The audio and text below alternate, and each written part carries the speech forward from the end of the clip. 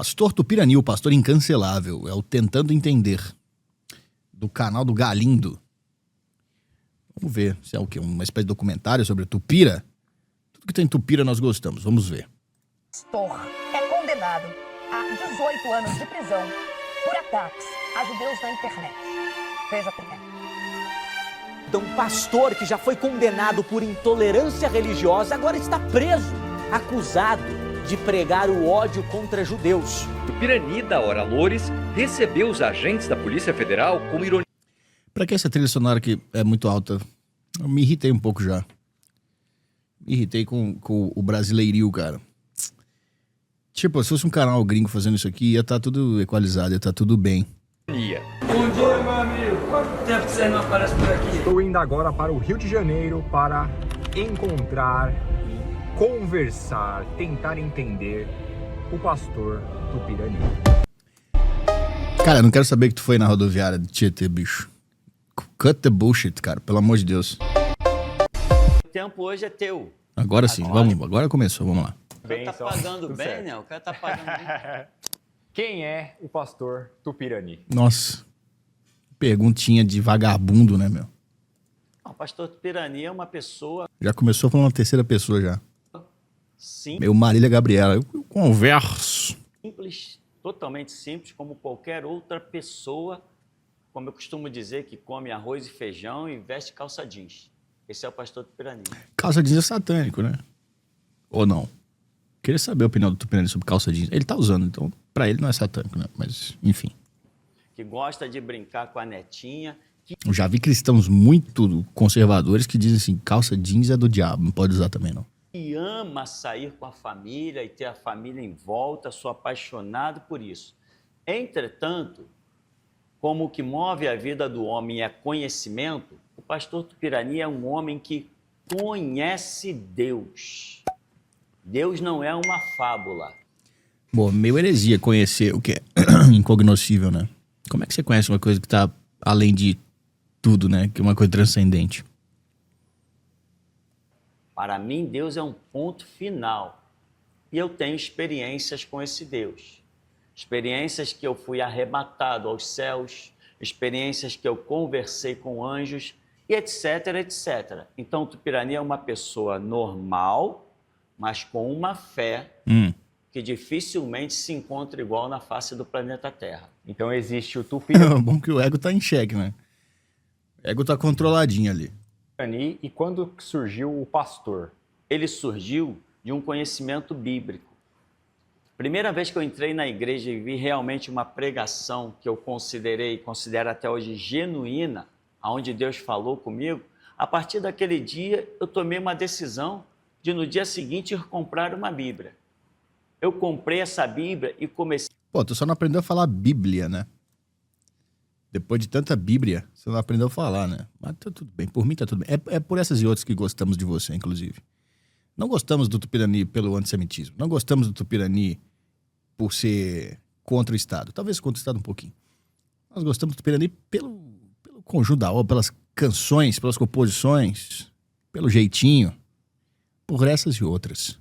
Comecei a devorar essa Bíblia. Eu não queria saber de mais nada. Eu não queria saber de samba, de praia, de futebol, de sair para aniversário de ninguém. Eu só queria ler Bíblia. É o primeiro incel. Olha aí. E aconteceu um mistério. Eu olhava para a Bíblia e parecia que as letras estavam se mexendo. Era uma coisa sobrenatural. E elas paravam assim, eu lia, e parece que o que eu lia era o que não estava escrito. Eu lia o entendimento do texto. Schizomaxing. Pô, esse cara só melhora, cara. Sensacional. E essas coisas foram penetrando o meu ser. Até que lá para frente vai entrar no meu caminho, além de muitas experiências, um seminário teológico. E assim, até que um dia Deus se manifesta para que eu funde uma igreja. Você não foi consagrado a pastor. De Você forma foi chamado por Deus para ser pastor e aí se tornou pastor, é isso? Exatamente. Vou te contar essa experiência, porque muitos quiseram me consagrar pastor. Muitas denominações, não vou nem citar. Entretanto, eu tinha uma voz de Deus dentro de mim que me dizia para não me mover, que quando chegasse a minha hora, ele faria o que tinha que ser feito. E um dia eu não estava morando aqui onde eu nasci, e no lugar onde eu estava morando, lá próximo, eu fui a uma congregação. E nessa congregação, alguém que nunca tinha me visto, não me conhecia, disse para mim assim: olha, homem, assim te manda dizer o Senhor, vai para a tua casa e funda a minha igreja. Então eu entendi que a minha casa não era onde eu estava morando, que eu estava morando na casa de outras pessoas. Eu vim para o endereço onde eu havia nascido e me deparei com um terreno, que hoje eu construí esse prédio de 5 andares, mas era só um terreno. E assim começou a história da Geração Jesus Cristo, a 21 de setembro de 1999. Uma ordem Caraca, tem um tempão já, então. 26 anos. de Deus. E tem mais. Muita gente está por aí querendo ser pastorzinho, fundando igreja e calvando a sua cova com as próprias mãos. Eu, quando Deus me mandou Calvando. Eu estou meio calvando, né? Aqui. fundar a igreja, eu estremeci e fiquei apavorado, porque não era isso que eu queria. Eu não tinha essa pretensão de ser um pastor. O que você queria? Eu queria ser um missionário.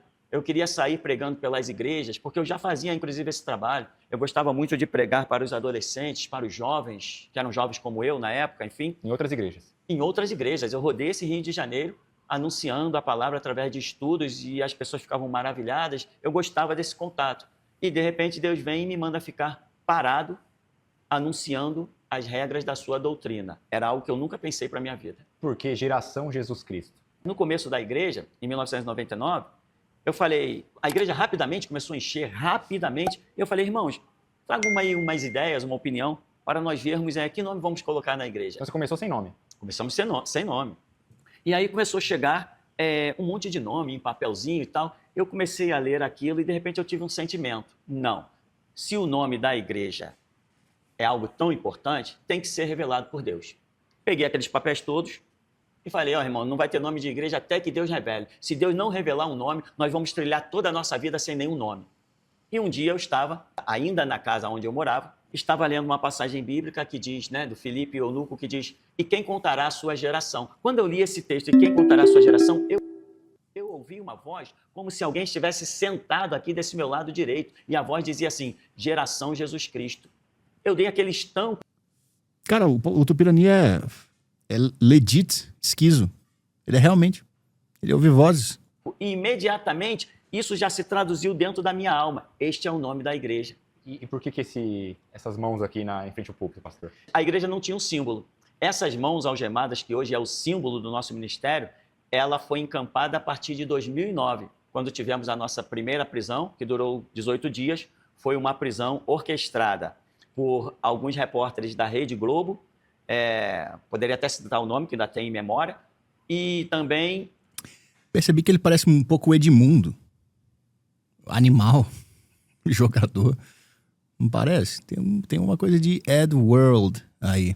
Os segmentos espíritas, incluindo Umbanda e a Wicca, aonde que, quando eu cheguei na 6ª DP, o delegado disse para mim, bateu na mesa e disse, eu sou o delegado, eu sou espírita e eu armei para você. Essas foram as declarações. Isso em 2009? Em 2009. Você foi preso com qual alegação em 2009? A alegação de uma lei que ninguém nunca tinha ouvido falar, que hoje é comum, a tal da 7.716. Aí eu falei, por que eu estou preso? Ninguém sabia dizer. E de repente um policial abriu, vem cá, pastor, eu vou te mostrar. Porque os policiais não estavam concordando com a minha prisão. Ah, sim. Então ele falou, pastor, eu vou te mostrar, senta aqui. Aí abriu lá, tá vendo isso aqui, ó? Você foi preso por causa de racismo. Eu falei, racismo? Eu pensava, racismo, se pensava logo em negros, quando se falava de racismo. Eu falei, mas como assim racismo? Tem tantos negros na igreja? Aí, não, pastor, não sei, é um negócio aí de racismo religioso, depois vamos explicar para o senhor, tem um pouco de paciência. E essa foi a história. Racismo religioso? Por quê? Porque como eu vim do espiritismo, eu quase fui pai de santo, quase, por um triz. Eu não fui pai de santo, porque toda a minha família tinha formação católica e principalmente espírita. Eu coloquei... A minha também, bastante espíritas na minha família. Uma folhinha assim, de A4, com uma transição da minha vida do espiritismo para o evangelho. Eu contei a minha conversão. E isso exaltou muito a ira de um deputado na época, vou falar o nome dele, se você quiser cortar, você fique à vontade, Átila Nunes, que é um líder conceituado, honorário, como é que se diz? Aquele líder de mérito de vários terreiros de Umbanda do Rio de Janeiro. E ele, enquanto não fez alguma coisa contra mim, ele não sossegou. Então foi a perseguição desse deputado que chegou nesse delegado e aí te prenderam nesse... Exatamente. Porque aonde esse delegado estava ministrando, o mandato dele, na época, era também conhecido como DRCI, Delegacia de Repressão aos Crimes de Informática. E como nós sempre aqui gravamos tudo e colocamos no YouTube, eles me classificaram como crime nessa lei 7.000. Pô, tem coisa do Tupirani de 2009, cara. Como é que a gente não conhecia ele antes? Caramba. 1716. Mas não durou muito tempo, né? Você foi solto rápido, né? Essa aí, dessa época, foram 18 dias. Um habeas corpus impetrado por uma pessoa que eu nem conhecia, nunca tinha visto. Não era meu advogado nem nada. Deus tinha te falado que você ia ser preso, não? Nessa daí, eu ainda não havia compreendido. Nesta primeira prisão, foi uma surpresa. Existia um sentimento, mas eu não acreditava que num país democrático eu poderia ser preso por contar a minha história de conversão, a transição do espiritismo para o evangelho, e muito menos por estar citando textos bíblicos. Porque a Bíblia diz, por exemplo, não adorarás as imagens de escultura. Eu pregava muito isso. Não invocarás os espíritos dos mortos. Eu pregava muito isso. Mas como isso era apenas uma base bíblica e a Bíblia supostamente tem liberdade em solo nacional, eu nunca imaginei uma prisão. Na segunda foi diferente. E o senhor voltou a ser preso por quê, então? Foi a mesma coisa, Foi a porque mesma é a coisa? mesma lei. A mesma lei? Só que agora, veja, nós estávamos no shopping Nova América, aqui no Rio, e lá nesse shopping, um rabino com kippah e tudo, passou por nós, ele disse que era da Federação Israelita do Rio de Janeiro. E ele passou e disse, quando ele viu as nossas camisas, que são características para todo lugar que vamos, ele disse, vocês são dessa igreja? Eu não gosto do pastor de vocês, eu não gosto da igreja de vocês, e eu sou amigo dos juízes da Federal, e eu sou amigo pessoal da juíza Valéria Caldi. Vocês conhecem? Vocês conhecem a juíza Valéria? Não. Pois é, eu como na mesa dela, eu frequento a casa dela, e eu vou armar para vocês. E então, em 2022, né, quando veio o mandado de prisão, embaixo estava escrito, juíza Valéria Caldi Magalhães, exatamente a que o rabino da Federação Israelita havia comentado que ia armar para nós. Tanto foi uma armação que... É aí que começou coisa com o judeu, né? Foi bem aí. A lei é de 3 a 6. 3 a 6 anos de condenação, ela me deu 18. As matérias dizem que o senhor é a primeira pessoa a ser presa por intolerância religiosa. Sim. É verdade? É verdade. A juíza te deu 18 anos e o senhor ficou? 2 anos e 8 meses. Eu gostaria de frisar só uma coisa.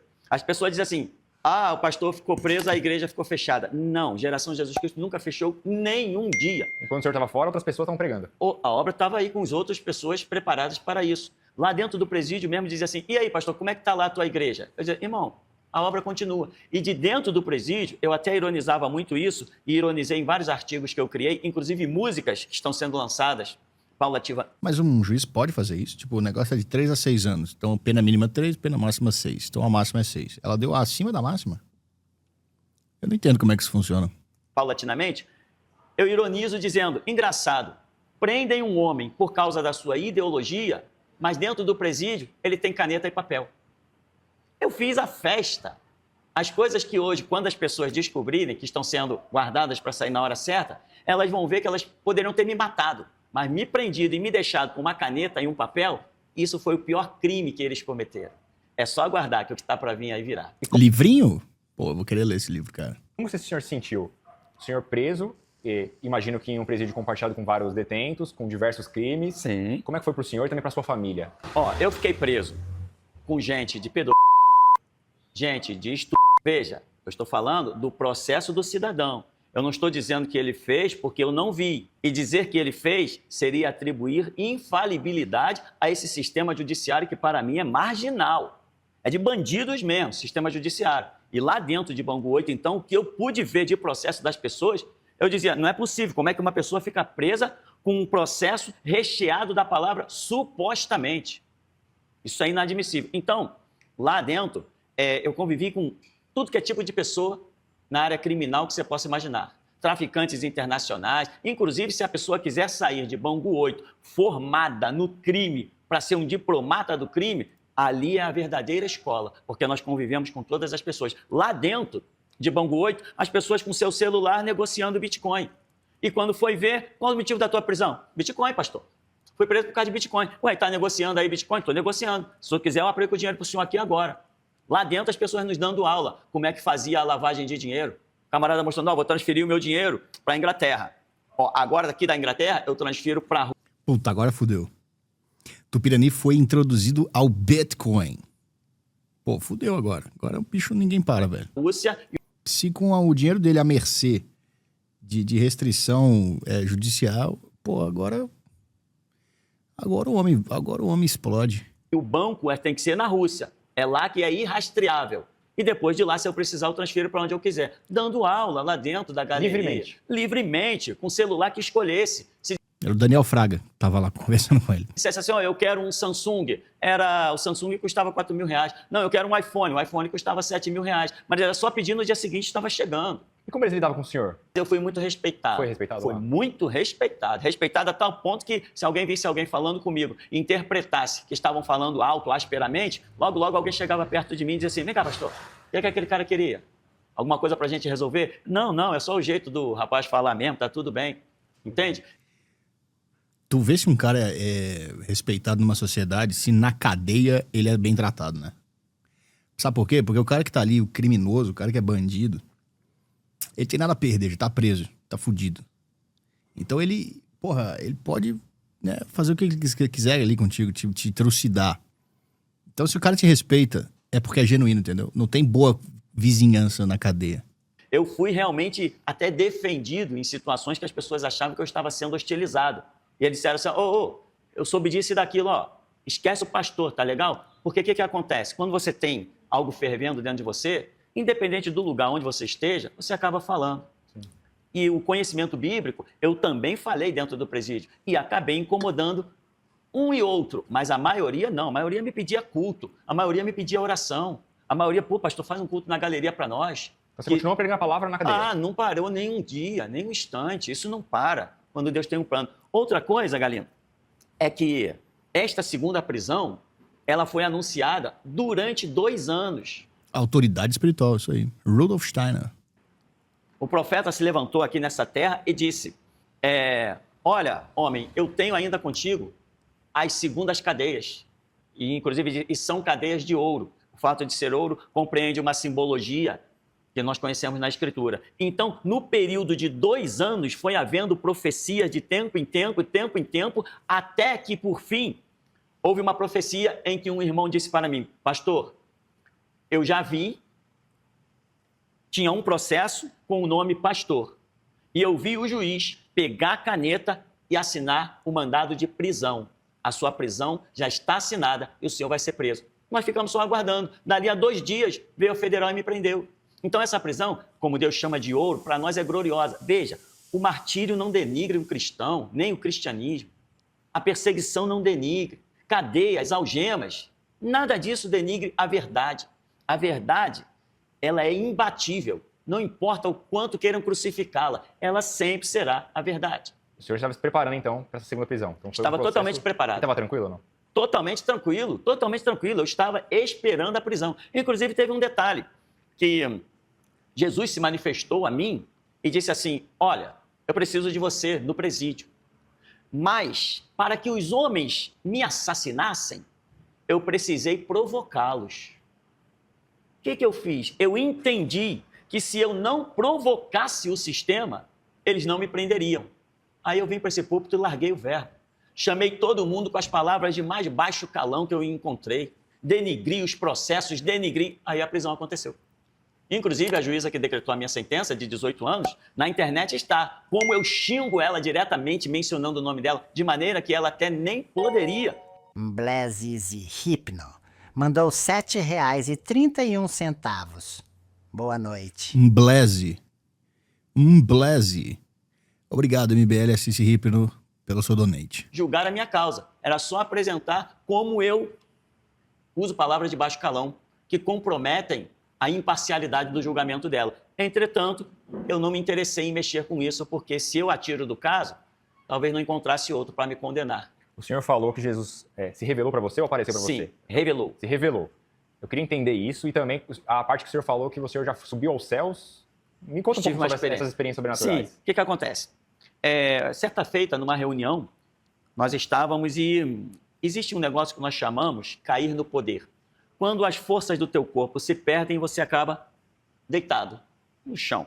E nessa experiência, a minha essência espiritual, não a alma, porque nós somos corpo, alma e espírito. A minha essência espiritual, chamada espírito, porque quando a alma sai do corpo, é morte. mas o espírito pode sair do corpo com a alma permanecendo nele. Então, nessa que o meu espírito saiu, eu conversei com anjos face a face, longamente, no meio de uma reunião onde tinha várias outras pessoas. E eu fui Pô, isso aqui é inacreditável, cara. levado a regiões Que conteúdo, hein? celestes. Eu mergulhei em rios de águas cristalinas, águas que pareciam águas bem palpáveis, e tive uma experiência interessante que quando eu mergulho nesse rio e ponho a cabeça debaixo da água, se podia respirar debaixo da água. E quando eu saio deste rio achando que aquelas vestes que estavam em mim ficariam molhadas, eu me enganei. A água saía completamente de todo o meu ser, todo o meu corpo, e ela voltava toda para o rio. Mas as experiências foram durante uma oração? Como é que acontece esse processo? Sim, durante uma reunião de oração. Uma reunião? Aonde ali as atenções se voltaram completamente para mim. E pessoas daquele grupo me faziam perguntas ali, no meu corpo e alma, e eu as ouvia lá em cima no meu espírito. Então perguntava-se sobre curas, perguntava sobre situações de espíritos malignos, e essas perguntas que vinham a mim, eu as perguntava aos anjos. O anjo me transmitia e eu transmitia no ambiente da reunião. E essas experiências, elas são... aí fazer uma semelhança, eu quero que o senhor me fale a diferença. Por exemplo, quando tem o Chico Xavier, que tem uma carta psicografada, é totalmente diferente dessa experiência que o senhor teve. Sim, é diferente porque essa situação de Chico Xavier e de outros, nós, cristãos, chamamos inclusive de possessão demoníaca. No caso desses espíritos que trabalham na área do espiritismo, dá-se que a pessoa, sob o domínio desse espírito, ela perde a sua consciência. Ela é, como nós dizemos, possessa. Não é mais ela ali. Não é mais ela. No seu caso, era o senhor ainda. No meu caso, a minha consciência nunca é perdida em nenhum momento. A sua igreja é considerada pentecostal? As pessoas acham pentecostal essa questão de falar língua estranha, acreditar em cura, acreditar em profecia. Nós acreditamos em tudo isso, mas nós não nos chamamos pentecostais. Por quê? Porque até os pentecostais, que um dia foram a glória do Brasil, hoje já se tornaram uma vergonha. Então nós não somos pentecostais, nós somos apenas geração de Jesus Cristo. E a pessoa que chegar em nosso meio vai ver o que cremos, vai ver como Deus se manifesta. Então, exclusivamente, não tem nenhuma doutrina que o senhor segue. O que Deus te passou é o que o senhor segue. É basicamente isso. 100% aquilo que nós temos estudado na Escritura. Cara, será que depois de tudo isso, a igreja do Tupirani fica abarrotada de gente todos os dias, todos os cultos? Tipo, com gente pra lá de fora que não consegue entrar. Deve ser tipo um show, né? O nego quer ir pra filmar, pra fazer story, pra sei lá. E que o Espírito Santo revela. Porque pessoas estão se perdendo pelo fato de terem lido alguma coisa, interpretar ao seu próprio modo e estão seguindo, estão se dando mal. Não, a Bíblia eu leio. Obviamente eu tenho algum entendimento, mas se o Espírito Santo não vier e mostrar o real entendimento do que está escrito, nós não podemos sair por aí criando doutrinas nem ideias malucas. O vídeo bugou, parece. E como é que alcança a salvação? A salvação, segundo a Bíblia, aquele que confessa os seus pecados e abandona, encontrará de Deus misericórdia. Então, se a pessoa entendeu que ela cometeu erros, ela é convencida pelo próprio Espírito Santo, e se ela passa a trilhar o Evangelho, é certo que ela será salva. Esta é a regra bíblica. Mas ela ainda peca, ou não? Não, veja, não tem sentido, porque Jesus, certa vez, trouxeram diante dele uma mulher pega em adultério. Mestre, essa mulher foi pega em adultério e nós vamos apedrejá-la. Tu o que dizes? Aí Jesus falou assim, o que não tem pecado, atira a primeira pedra. Aí diz que todos se afastaram. Ele, mulher, cadê os teus acusadores? Ninguém te condenou? Aí ela diz, Senhor, ninguém me condenou. Aí Jesus diz assim para ela, eu também não te condeno. Vai e não peques mais. Sim. Então este é o conceito de um salvo. Ele começa a abominar o pecado e ele não quer mais decepcionar o seu Senhor e Rei Jesus. Ele quer andar na verdade, ele quer andar na santidade para honrar o nome do Senhor que por ele morreu. Então você se surpreender de repente num delito e outro, tudo bem, é aceitável. Você chegar e dizer, Deus, eu vacilei ali, eu errei e tal. Agora, você voltar a ter uma prática redundante de erros, contrariando a palavra do Senhor, aí você está zombando de Deus. Então, eu peco meio que sem querer, mas já me arrependo e falo, não é essa que eu quero. Mas continuar no erro ou continuar no pecado que não tem salvação. É você não pode ter um planejamento de erro. Entendi. Você saber que, não, eu sou casado, mas aquela mulher ali, não, mas eu vou. Não, aí você se condenou, porque você... Em plena consciência, você planejou o seu pecado. Eu estou falando, você de repente vem caminhando e quando perceber, você deu uma tropeçada. Caramba, não era para ter feito isso. Aí tá tranquilo. Então, eu sou ainda pecador. Não, aquele pecadinho que você... né? Pô, errei aqui, vacilei, tá tudo bem. É quando eu dou esses deslizes, mas não que eu continuo praticando o pecado. Exato. Se você continuar na prática, Perfeito. Você não é simplesmente um pecador, você é um condenado. E aí não tem salvação para essa Não, pessoa. aí não tem salvação. Tem alguma igreja no Brasil, algum pastor que o senhor ainda acha que é sério, que leva alguma coisa que o senhor lembra de cabeça? Poxa, só se tiver algum por aí muito escondido. Mas de todos os nomes de mídia, inclusive Estados Unidos, eu não considero nenhum. No Brasil, esses que estão na mídia, aí em televisão, com igrejas, mega igrejas, eu desconsidero eles completamente. E nos Estados Unidos também, todos aqueles nomes que já influenciaram tanto, eu também os desconsidero totalmente. Por quê? Porque eu acompanhei a vida deles. E, por exemplo, vou falar de um último ícone que nós contemplamos na história do Evangelho dos Estados Unidos. Benny Hinn. Benny Hinn conhece, Amandinha? Ben Hinn. Tomou uma repercussão fora do comum, que havia milagres acontecendo através do ministério dele, e ele foi se encontrar com o próprio Papa. E apertou a mão do Papa e disse: o Papa é um grande homem de Deus. Como que eu posso considerar um homem de Deus alguém que é líder O maior herege do século XX. de uma denominação que constrói a maior idolatria que existe no mundo? As piores doutrinas estão na Igreja Católica, as missas para os mortos, os batismos de crianças, sem contar essas histórias horripilantes esses atos violentos que acontecem lá por debaixo dos panos, dentro das sacristias, que hoje já não é novidade, é só digitar no YouTube, todos os repórteres já filmaram as podridões. Como é que eu vou apertar a mão de um homem como o Papa e dizer que ele é um grande homem de Deus? Eu prefiro a morte do que declarar isso. E se vir algum católico assistir o seu culto, o senhor recebe ou não? De braços O abertos, senhor recebe a todos? sem nenhuma hesitação. Homossexuais podem vir na igreja, prostitutas. Pô, mas aqui o seu slogan, putas e viados, talvez espante putas e viados, né? Mas tudo bem. Lésbicas, traficantes, miliciano. Se o evangelho busca Live Pix tá desligado? Não. Eu recebi um aqui agora há pouco. Tu tentou e não deu, ô Paulo? o arrependimento das pessoas, das suas práticas, cuja escritura, não eu, cuja escritura condena, o lugar para elas ouvirem a verdade é aqui. Então o senhor recebe a todos. Com grande prazer. Só que a pessoa vai ouvir a verdade. Eu não vou mastigar a palavra para agradar. Ali tem uma lésbica, eu não vou falar isso, não vou falar aquilo. Ao contrário, eu não pelo meu querer vou falar para provocar, não. Mas se vem o mover do Espírito Santo e eu sou levado a falar, eu vou falar, porque é ouvindo a verdade que a pessoa pode ter a chance de... O senhor acha que as igrejas estão escondendo a verdade para agradar essas pessoas, os pastores? Ou não? Puxa vida, essa pergunta é a pergunta-chave. E é por isso que eu desconsidero os pastores. Porque eles escondem a verdade. Porque falar a verdade não dá dinheiro. Falar a verdade... Não, calma aí. Você construiu um prédio num terreno baldio, Tupirani. Dá um pouco de dinheiro. Não dá dinheiro. Esse é o fato. Eles preferem ficar iludindo. Não, irmão, tá? Não, fica tranquilo. Qualquer hora Jesus te liberta. Qualquer hora Jesus te liberta, não. Você tem que querer a libertação. A Bíblia diz, conhecereis a verdade Rutar Irtep mandou R$10. Cheguei em uma nova empresa e o time antigo tá relutante nas mudanças que quero implementar. Me ajuda. Ué, quem te deu o aval para implementar essas mudanças? O seu superior? Comunica para ele. Libertará. Mas se eles omitem a verdade, porque a verdade espanta pessoas e afasta os contribuintes, então por isso eu desconsidero os pastores do Brasil. Eu imagino que muitos pastores devem criticar muito as suas pregações, o tom que o senhor... Vai fazer ou já fez análise psicológica do Tupirani? Não fiz e acho que não vou fazer. Não tem muito o que fazer aqui. Acho que é mais o meme mesmo do Tupirani. Eu acho que ele é maluco, cara. Acho que ele é louquinho. O senhor usa, os palavrões que o senhor usa. Sim. Como é que o senhor lida com essas críticas, você lida com essas visões? E o senhor não acha errado os palavrões na pregação? Eu vou direto para esse ponto. O que acontece? Se você conversar comigo 1 hora, 2 horas, 3 horas, o dia inteiro, você não vai me ver falando palavrão. E assim eram as pregações aqui, que se você reparar, até determinado período, eram de um jeito. Os palavrões surgiram de um período para frente. O que aconteceu? Levantou-se um profeta aqui na igreja, no meio de um culto, e ele falou assim, assim diz Deus, eu vou mudar a linguagem deste púlpito. Vou mudar a linguagem deste púlpito, o que vem pela frente? Ninguém sabe.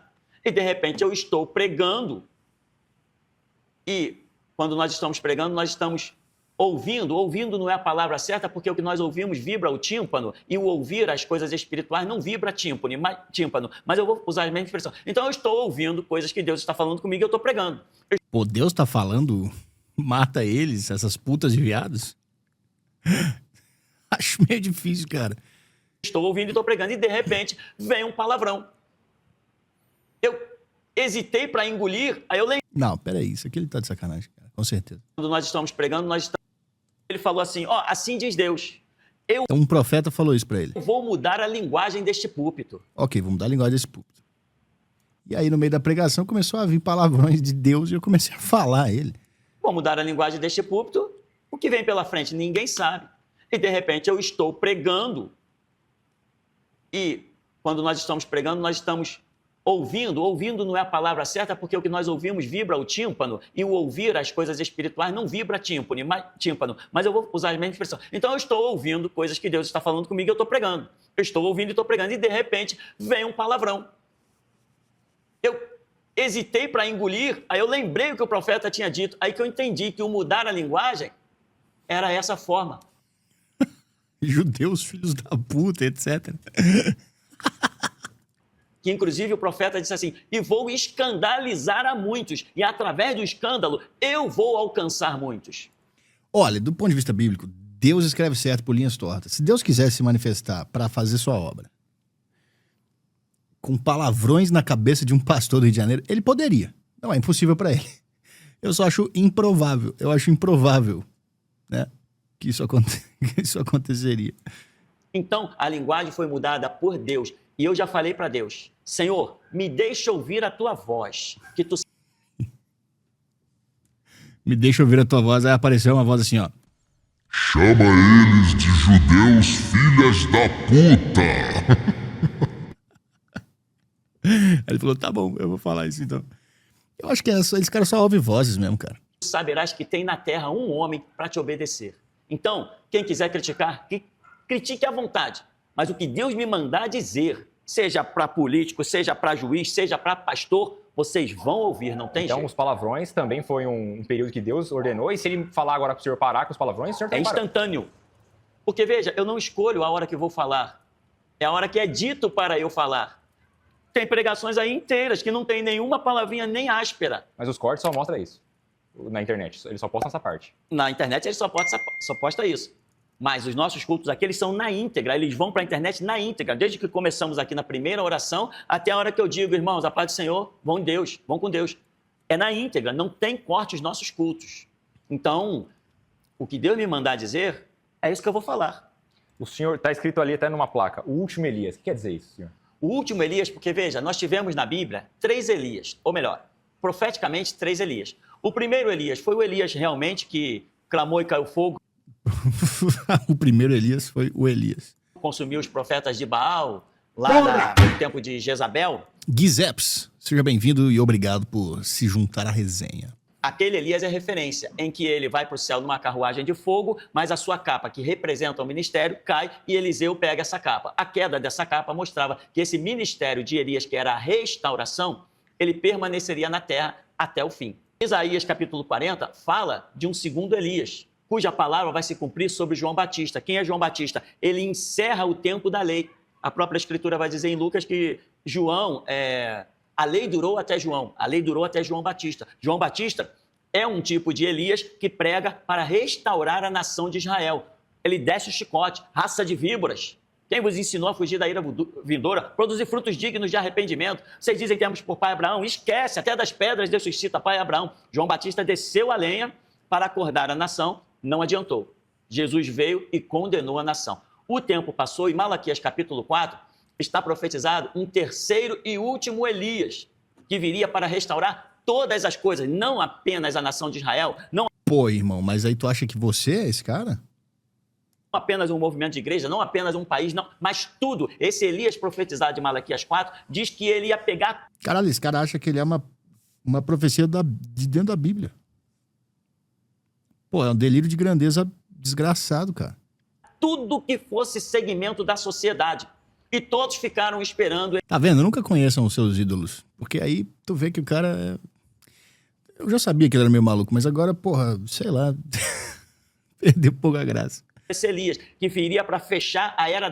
Tô querendo que ele seja preso de novo agora. Da igreja. João Batista fechou a dispensação da lei. E o Elias, profetizado em Malaquias 4, ele vem para fechar a era da igreja, anunciando a segunda vinda de Jesus Cristo. João Batista... Todo mundo sabia que era doido, mas é que agora doido e herege, né? É, tipo assim, não tem mais graça. Não tem mais graça. Batista anunciou a primeira vinda. Não tem a coisa mais do...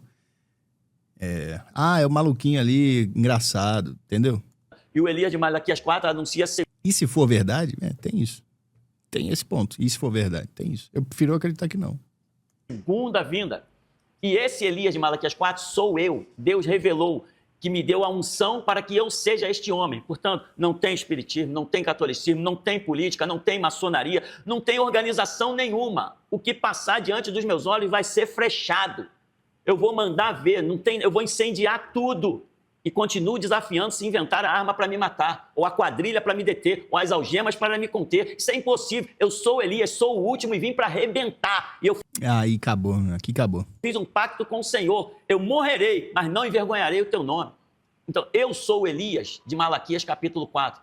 As pessoas que sabem disso, cuja revelação chegou até elas também, elas me chamam de Elias por esse motivo. E quando alguém perguntou lá em João capítulo 1, verso 21, que a igreja até hoje confunde, dizendo que o Elias era João Batista, o Elias de Malaquias 4 era João Batista, quando é perguntado em João 1, 21, para João Batista, és tu Elias? Ele diz, eu não sou.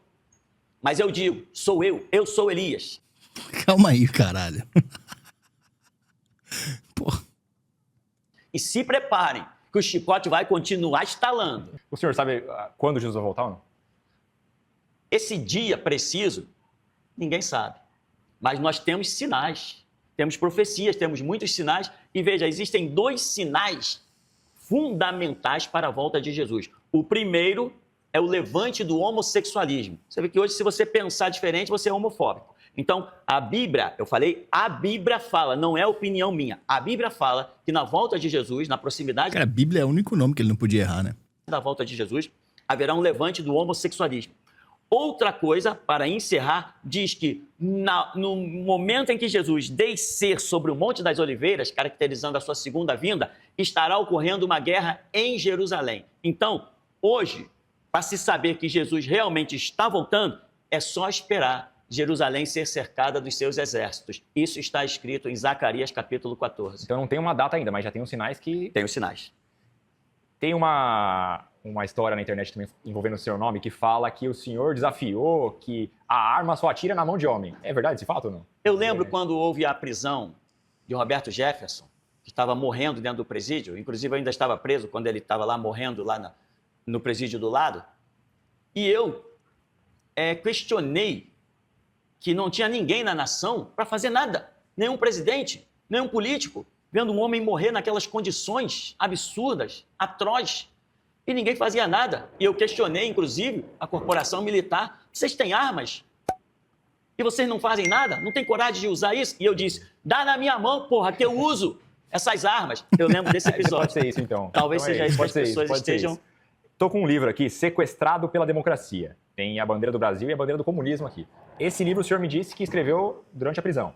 Em 18 dias. E aí eu vou ler ele depois, mas tem um capítulo aqui que o senhor disse que cristão não deve votar. Cristão de verdade não vota. É isso? É isso. Por quê? Cristão verdadeiro não vota. Mas por quê? No estudo bíblico, nós vemos que todas as vezes que... Pô, eu não voto tem uma par de anos já, velho.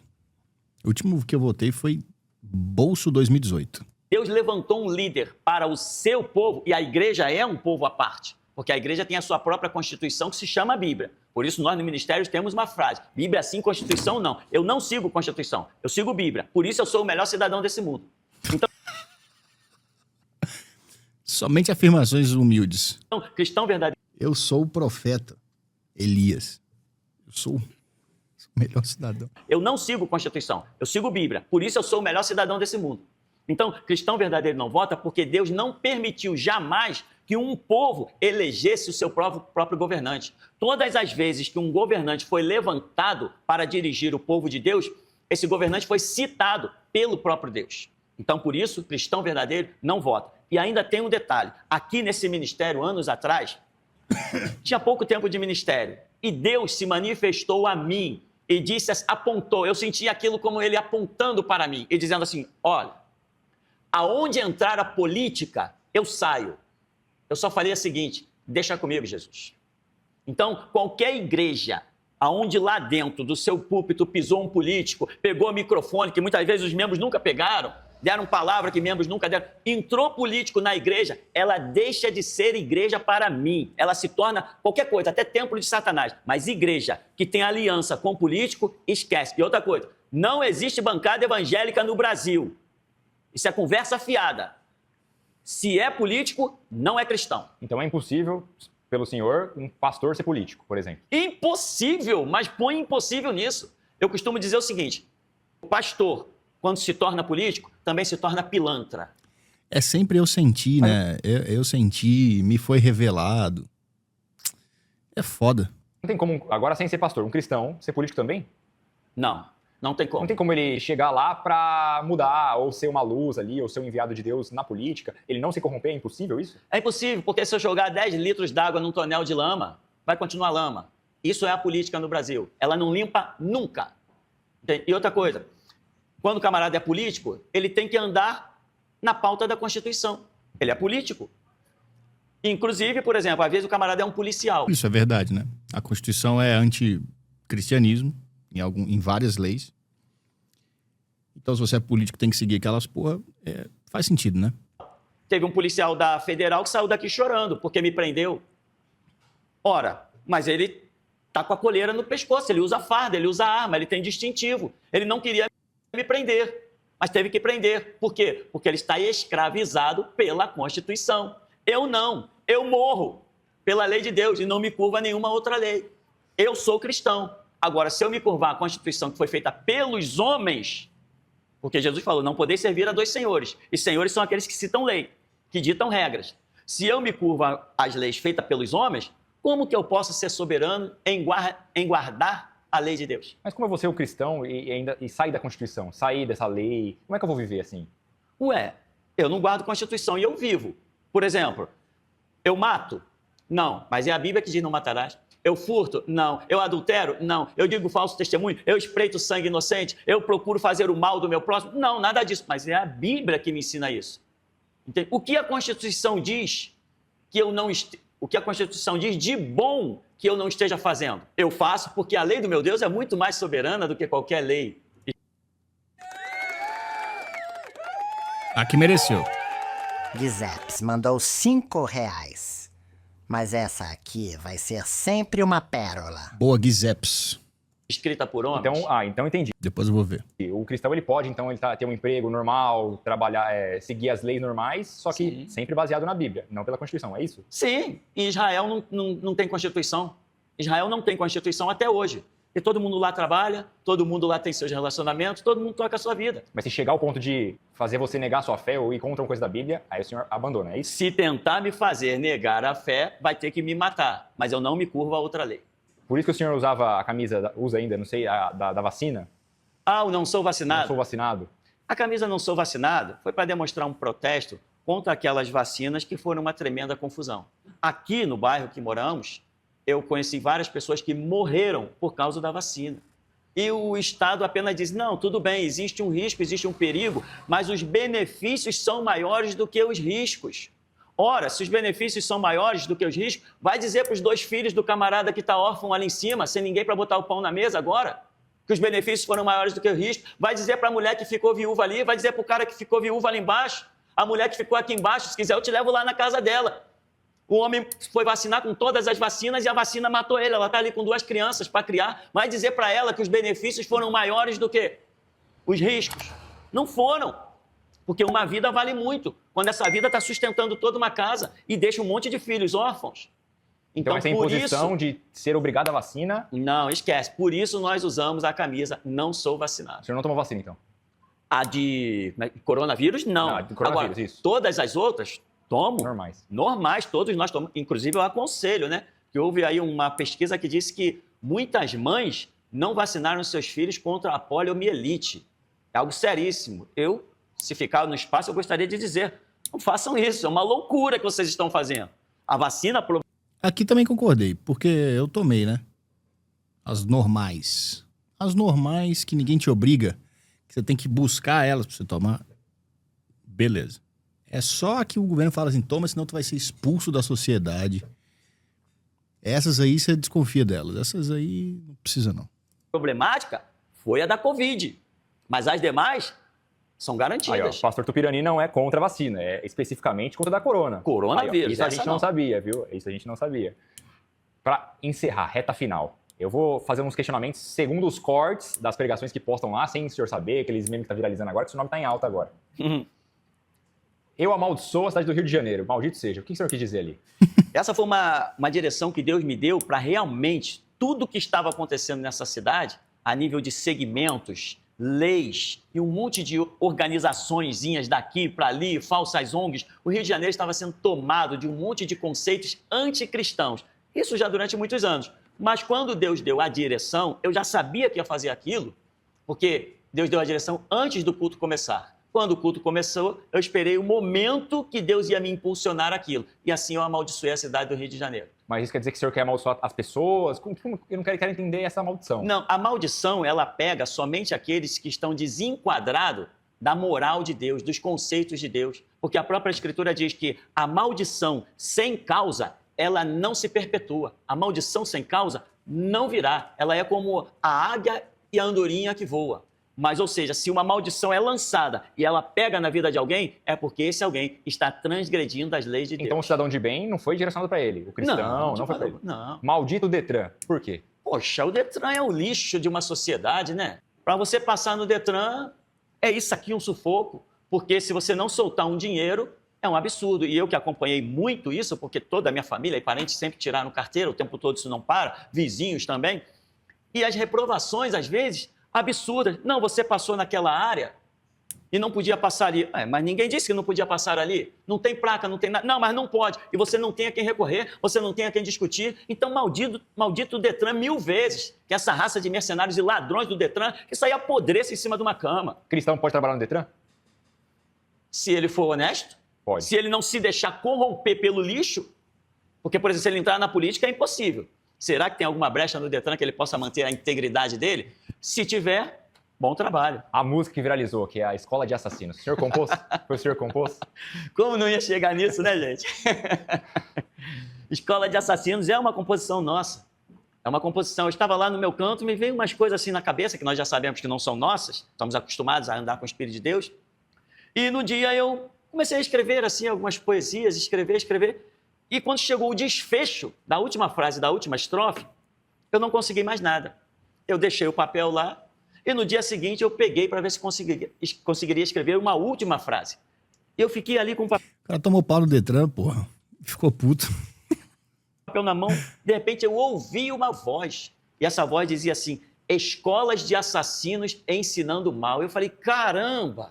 Aí eu escrevi e terminei a música. Fui eu mesmo que compus. Já respondemos aí vários processos por causa dessa música, né? E ela continua na internet, porque hoje é impossível tirar a música da internet. Viralizou essa música. É impossível, não tem nem como tirar a música da internet. Mas nós respondemos vários processos. Entretanto, eu quero mostrar como o sistema judiciário, o Ministério Público do Rio de Janeiro, eu quero mostrar como eles é que são pilantras e marginais. Faz um plebiscito e pergunta à população o que eles acham dessa música. Tem pessoas na internet dizendo que essa música é um patrimônio nacional. Já vi vários comentários assim. Tem pessoas dizendo que como que o cara conseguiu compor isso de uma maneira tão brilhante. Porque não é composição, é revelação. E muita gente não sabe. Mas como é que ele fala?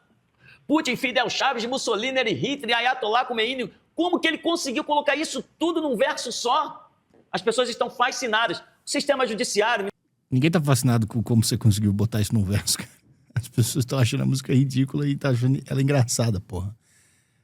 Caralho, meu. O Ministério Público, antes de me condenar, faz um plebiscito. Monta lá no centro da cidade, pergunta às pessoas o que elas acham da música, ou vai me prender e vai prender todo mundo. O senhor falou uma vez do Bolsonaro, do pecado do Bolsonaro, e aconteceu. Muquifo, seja bem-vindo. O senhor falou que Deus ia tirar ele, assim como colocou, ia tirar ele. Veja, aqui os profetas no ministério, um profeta em especial, falou que ele seria preso. E nós estávamos só esperando, porque ele seria preso. O que acontece? Quando Deus tem projeto na vida de alguns homens, Deus manda os seus recados, Deus chama. E nós fizemos os recados que Deus nos deu aqui, chegar até o Bolsonaro, chegar até Flávio Bolsonaro, chegar à família dele. O recado que Deus nos deu aqui para passar ao Bolsonaro, nós passamos e chegou a eles. Só que eles não atentaram. Porque nós não somos uma igreja grande na Barra. Somos um bando de moleque no alto do morro. Mas é Deus quem chama as coisas loucas para confundir as sábias. Então, ele não atentou para os recados que foram dados. Ele tinha coisas a realizar durante o período de vida dele, quando ele estava no poder, mas ele deu para trás.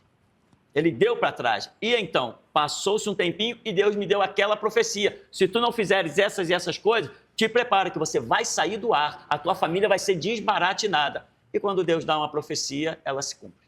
Para encerrar, pastor, se tem alguma revelação para o futuro, os próximos tempos, sobre política, sobre o Brasil, alguma visão que o senhor tem? Alguma coisa para falar para as pessoas que estão assistindo? Tem revelação. Nada de bom, mas tem revelação. Pode falar ou não? Posso, Por claro. favor. Inclusive está gravado nos nossos cultos. O Brasil, o mundo, mas o Brasil, Deus tem grande ira contra o Brasil. Porque Deus falou, eu sustentei os É por causa do NGB News, com certeza. vossos filhos. Teve um corte do NGB News que caiu do meu YouTube. Hoje. Eu fiz essa nação prosperar.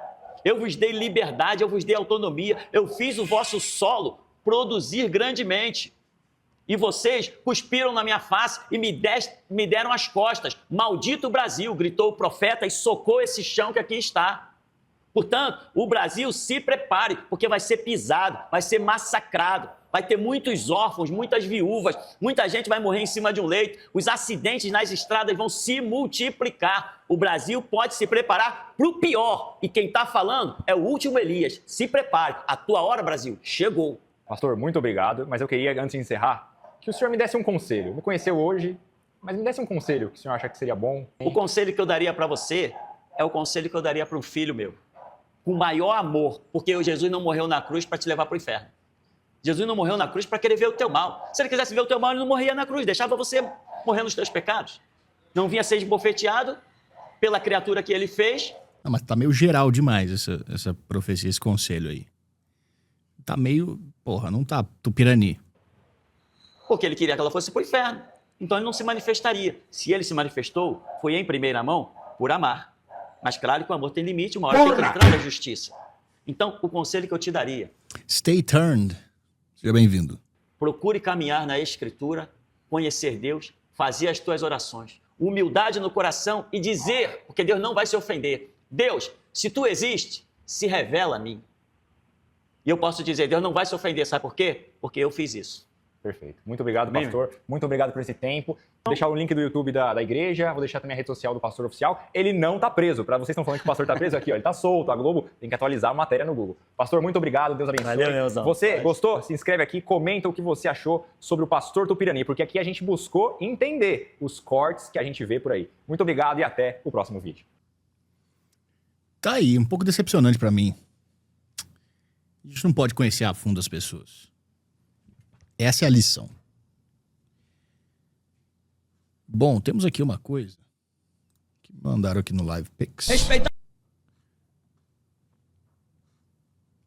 Cadê?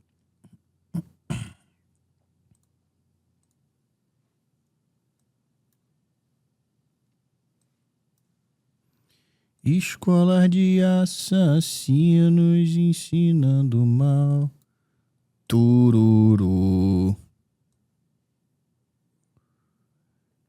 Vocês podiam mandar vídeos curtos também, hein? Igual esse aqui. Pra render cortes. Respeitar uma religião significa... Respeitar uma religião significa respeitar o... Deus dela, eu cuspo na cara de todos os deuses das outras religiões. Sou apenas um homem! Cadê os deuses ofendidos que não conseguem me abater? Se juntem os deuses e venham contra o mortal!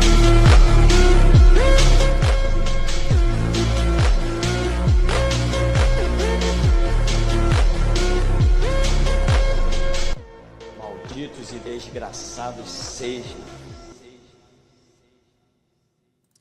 Cara, eu odeio muito jovem. Edit de jovem com cor de jogo. Jogo tem que ser proibido. Quem jogar jogo tem que tomar 72 pauladas na cabeça, nas costas. Não aguento mais esse negócio, cara.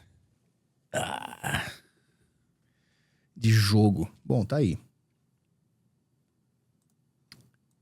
Cadê o nosso chat? Pronto, voltou o chat.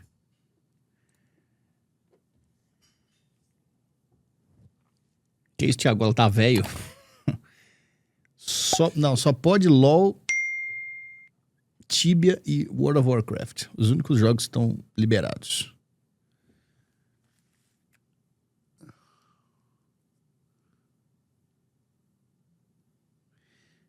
Pior que eu joguei bastante God of War quando era moleque. O 2. É o 2 que é de Play 2? Joguei bastante. Bom jogo. Ah, tem Skyrim também. Skyrim pode também. O resto é satânico. Só pode LoL, o jogo mais satanista da atualidade. Pô, o LoL agora eles estão percebendo que eles estão acabando, né? Que eles estão indo pro caralho. Sabe o que eles estão fazendo? Eles estão lançando umas skins que custa tipo um salário mínimo, cara. De uns personagens. Inacreditável. E os moleques compram, né? Inacreditável. Já viu a lista dos gays do LoL? Não, cara. Deixa eu ver isso aqui. Vamos navegar um pouco no Shorts, ver o que aparece? Puxou o fundamento.